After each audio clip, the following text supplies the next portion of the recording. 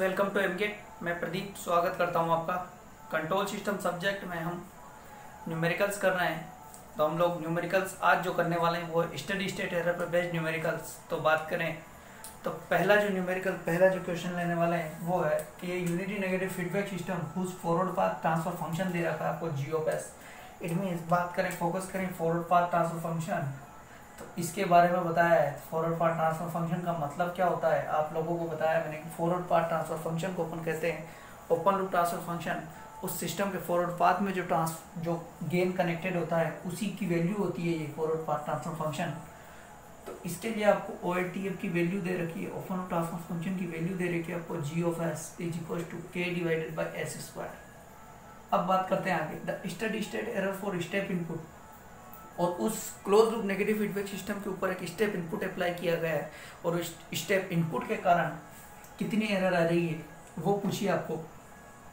तो बात करें तो ओपन लूप ट्रांसफर फंक्शन से अपन स्टेडी स्टेट एरर निकालते हैं यूनिटी नेगेटिव फीडबैक के अंदर। मैंने आपको यूनिटी नेगेटिव फीडबैक जब स्टेडी स्टेट एरर पढ़ाया था तो बताया कि किसी यूनिटी नेगेटिव फीडबैक सिस्टम के अंदर स्टेडी स्टेट एरर हम ओपन लूप ट्रांसफर फंक्शन से निकालेंगे और ओपन लूप ट्रांसफर फंक्शन का टाइप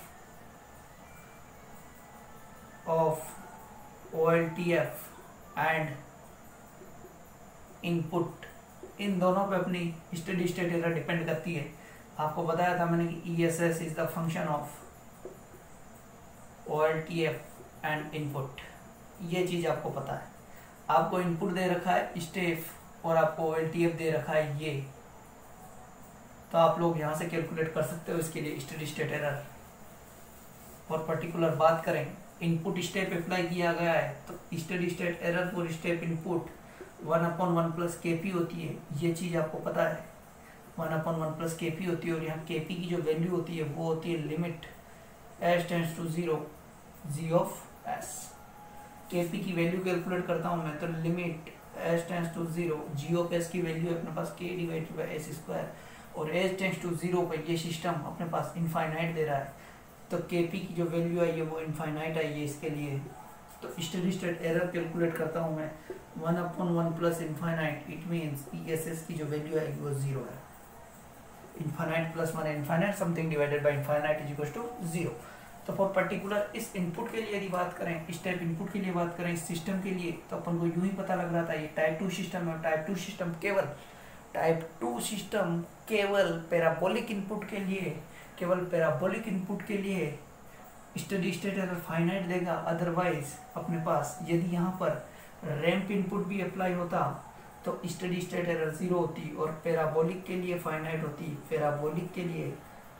होती। यहाँ पर एरर मान लीजिए आपको पैराबोलिक इनपुट दे रखा है t² डिवाइडेड बाई 2 और 5t² डिवाइडेड बाई 2 दे रखा है, और आपको पूछा है steady state error for particular system. तो आप यहाँ से k निकाल लीजिए और k की वैल्यू जो निकालेंगे वो निकालेंगे limit s tends to 0 into s square से s स्क्वायर कैंसिल हो जाएगा और वैल्यू आएगी यहाँ पर k की वैल्यू k हो जाएगी। और k की वैल्यू k होता है अपने पास एरर की वैल्यू जो लिखोगे आप लिखोगे a डिवाइडेड बाई k होता है। और इस पैराबोलिक इनपुट का मैग्नीट्यूड यदि 5 है तो a की वैल्यू 5 होगी और 5 divided by k it means k, तो 5 डिवाइडेड बाई k जो आएगा वो इस सिस्टम के लिए एरर आएगी। k की वैल्यू कुछ ना कुछ मेंशन की होगी, तो 5 डिवाइडेड बाई k की वैल्यू अपने पास यहाँ पर स्टेडी स्टेट एरर आएगी पैराबोलिक इनपुट के लिए। रैंप और स्टेप इनपुट के लिए टाइप 2 सिस्टम है तो स्टेडी स्टेट एरर 0 होगी। यहाँ तक बात हुई अपनी। अब सेकंड क्वेश्चन देखने वाले हैं हम लोग कि सेकंड क्वेश्चन क्या पूछा है।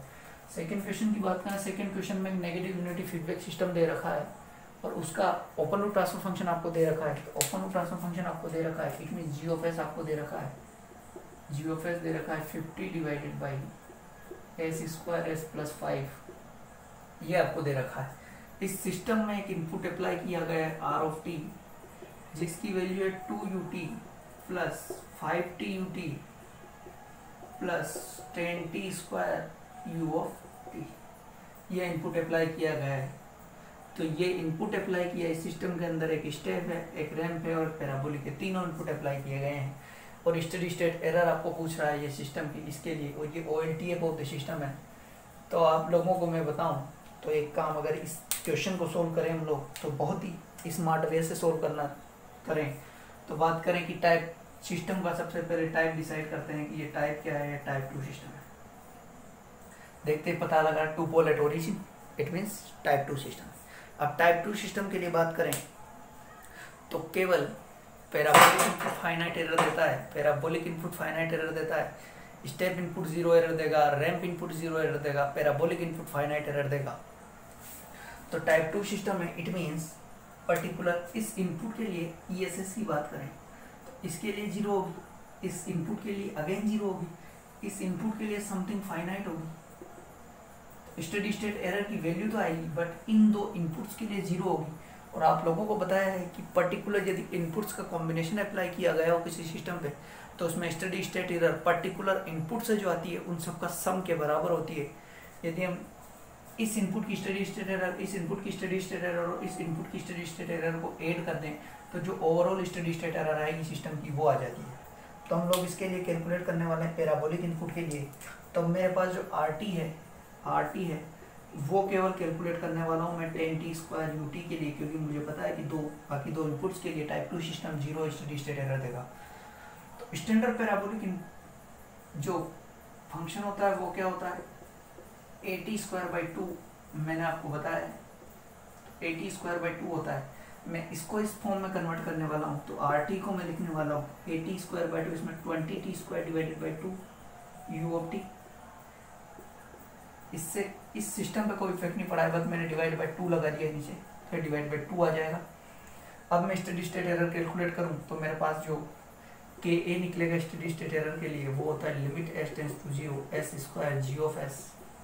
और KA की वैल्यू निकालने वाला हूँ मैं, KA equals to limit S goes to 0 S² 50 divided by S² S + 5 S² से S² cancel out, S equals to 0 put के 50 डिवाइडेड बाई 5 मीन्स 10। KA की वैल्यू 10 आ गई है। तो ESS की वैल्यू अपन कैलकुलेट करें तो A डिवाइडेड बाई KA होती है और A पैराबोलिक इनपुट का मैग्नीट्यूड इट मीन्स 20, तो 20 divided by KA it means 10। तो यहाँ पर ESS की जो वैल्यू आई है वो 2 आई है। तो स्टेडी स्टेट एरर की जो वैल्यू आई है वो 2 आई है आपके पास। तो इस सिस्टम के लिए स्टेडी स्टेट एरर की वैल्यू क्या हो जाएगी अपने पास, 2 हो जाएगी स्टेडी स्टेट एरर की वैल्यू। अब हम लोग बात करने वाले हैं थर्ड क्वेश्चन की इसके अंदर। तो थर्ड क्वेश्चन की बात करें तो थर्ड क्वेश्चन जो होगा वो आपके पास क्वेश्चन नंबर 3 की बात करें तो क्वेश्चन नंबर 3 जो है आपके पास वो है कि आपको कोई सिस्टम दे रखा है, एक यूनिटी नेगेटिव फीडबैक है, यूनिटी नेगेटिव फीडबैक है और इसका आपको OLTF दे रखा है, आपको दे रखा है आपके लिए यूनिटी नेगेटिव फीडबैक सिस्टम का एक क्लोज लूप ट्रांसफर फंक्शन दे रखा है आपको और वो दे रखा है आपके पास G(s) is equal to close loop transfer function G(s) is equal to KS plus alpha divided by KS plus alpha divided by S² plus alpha S plus K alpha K। ये कुछ इस तरीके का दे रखा है और आपको फर्स्ट कैलकुलेट करना है इसके अंदर ESS फॉर स्टेप इनपुट और सेकंड कैलकुलेट करना है ESS फॉर रैंप इनपुट। ये दोनों के लिए कैलकुलेट करना है आपको और क्वेश्चन नंबर 3 जो है ये है। तो आप लोगों को एक क्लोज लूप ट्रांसफर फंक्शन दे रखा है और आपको कैलकुलेट करना है ESS for step input and ESS for ramp input, steady state error for step input and steady state error for ramp input. अब बात करें तो स्टेडी स्टेट एरर जो कैलकुलेट की जाती है मेरे पास यूनिटी नेगेटिव फीडबैक सिस्टम के अंदर, यूनिटी नेगेटिव फीडबैक सिस्टम के अंदर वो कैलकुलेट की जाती है OLTF से, ओपन लूप ट्रांसफर फंक्शन का टाइप और इनपुट देख के मैं स्टेडी स्टेट एरर कैलकुलेट कर लेता हूँ। तो मुझे कैलकुलेट करना है इस सिस्टम का OLTF। यदि मैं इस सिस्टम का CLTF की बात करूँ तो क्लोज लूप ट्रांसफर फंक्शन की बात करूँ तो वो अपने पास KS plus alpha divided by S² plus alpha S plus alpha के आपको दे रखा है इस सिस्टम का और इसके लिए OLTF कैलकुलेट करना है। तो मैंने आपको बताया हुआ किसी सिस्टम का यदि CLTF दिया हो और उसका OLTF निकालना हो तो किसी सिस्टम का यदि CLTF दिया हो, CLTF यदि दिया हुआ हो उसमें न्यूमरेटर और डिनोमिनेटर कुछ ना कुछ होंगे और यदि उसका OLTF निकालना हो आपको तो numerator divided by denominator minus numerator कर देते हैं तो OLTF आ जाता है। तो इस सिस्टम में हम लोग यही करने वाले हैं। तो KS प्लस अल्फा को ऐसा कैसे रखने वाले हैं के एस प्लस अल्फा को ऐसा कैसे S square plus alpha S plus alpha के माइनस करने वाले हैं के एस माइनस अल्फा के। अब बात करें यहाँ से, अब बात करें यहाँ से, तो अपने पास अब बात करूँ मैं यहाँ से तो अल्फा के की बात करूँ मैं यहाँ से, तो ये जो है ये आगे जाके S plus alpha divided by S square alpha S और के S, it means S common ले लिया मैंने यहाँ से, तो एस अल्फा माइनस के और अल्फा के से अल्फा के कैंसिल आउट हो जाता है, अल्फा के से अल्फा के कैंसिल आउट हो गया और यहाँ से मैं के s plus alpha divided by S common ले लेता हूँ, तो एस प्लस अल्फा माइनस के अपने पास ये बच जाता है और ये कुछ ना कुछ टाइप 1 सिस्टम लगता है, टाइप 1 सिस्टम आ रहा है, 1 कोरेक्ट ओरिजिनल आया। तो हम लोग बात करें तो टाइप 1 सिस्टम किसके लिए फाइनाइट एरर देता है? आप लोगों को मैंने बताया हुआ है कि टाइप 1 सिस्टम केवल रैंप इनपुट के लिए फाइनाइट एरर देता है, रैंप इनपुट के लिए फाइनाइट एरर देता है, फाइनाइट ईएसएस देता है, रैंप इनपुट के लिए फाइनाइट एरर देता है। और बात करें स्टेप के लिए type 1 system for step input ESS is 0। Type 1 system step input के लिए स्टेडी स्टेट एरर की वैल्यू 0 देता है, स्टेडी स्टेट एरर की वैल्यू 0 देता है, कैफी इनफाइनाइट होता है और स्टेडी स्टेट एरर 0 हो जाती है। अब बात करते हैं तो मुझे स्टेडी स्टेट एरर के लिए तो पता लग गया कि मेरे पास जो टाइप 1 सिस्टम है ये इसका open loop transfer function type 1 है और टाइप 1 है, तो स्टेप इनपुट के लिए जो देगा वो ईएसएस अपने पास 0 देगा। मुझे केवल ये मैंने सोल्व किया। अब बात करनी है मेरे पास रैंप इनपुट के लिए, तो बात करूँ रैंप इनपुट के लिए बात करने वाला हूँ मैं, सेकेंड नंबर पे सोल्व करने वाला हूँ। तो इसके लिए अपने पास ईएसएस की जो वैल्यू होती है वो होती है A divided by K V, और के वी जो होता है वो होता है limit S tends to 0 S G of S होता है। जी ऑफ एस उसको मान लिया तो यहाँ पर एस जी ऑफ एस होता है, बट इसको पर्टिकुलर ये जी ऑफ एस जो लेने वाला हूँ मैं यहाँ ये है open loop transfer function of the system है ये, तो इस जी ऑफ एस को मैं यहाँ पर पुट करने वाला हूँ। तो के वी की जो वैल्यू आएगी वो आएगी limit S tends to 0 S G of s, it means K s plus alpha divided by s plus alpha minus K, इस एस से s cancel out, s equals to 0 put किया तो यहाँ पर जो वैल्यू आएगी वो आएगी alpha divided by alpha minus K, ये आएगी आपके पास। के वी की वैल्यू अपने पास ये आ गई है। स्टेप इनपुट अपने पास रैंप इनपुट अप्लाई का है, यूनिट रैंप इनपुट है, स्लोप रैंप का 1 है, तो आपके पास ईएसएस की जो वैल्यू आने वाली है वो आने वाली है स्लोप 1 है, it means 1 divided by K V, तो 1 divided by K V it means alpha divided by alpha minus K, और इसको यदि आप ईएसएस को यदि ऐसे लिखो अल्फा माइनस के डिवाइडेड बाई अल्फा, ये आपका पास स्टेडी स्टेट आ रही है for ramp input. Steady state error for input इसके लिए 0 और इसके लिए अल्फा होगा के डिवाइडेड बाई अल्फा, ये इन दोनों इनपुट्स के लिए स्टेडी स्टेट एरर आ रही है।